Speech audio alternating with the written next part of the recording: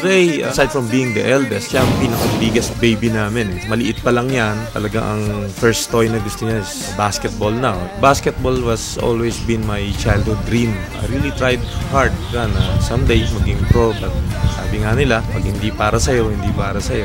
During those younger days, nung high school pa siya, may promise sabi niya, Papa, huwag kang mag-alala, time will come, ako magtutuloy ng dream mo.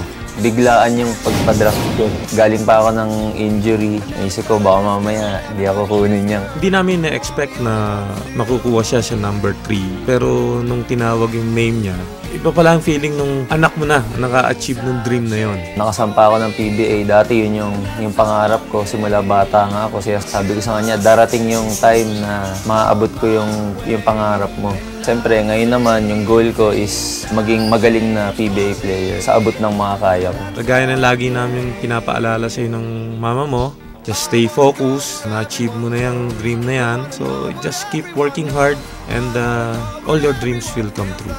Lagi kami nandito ng mga kapatid mo para sumuporta sa'yo. We love you very much. We are the #1 fan of Ray Guevara of Air 21 Express. Good luck, Kuya! Things have changed for me.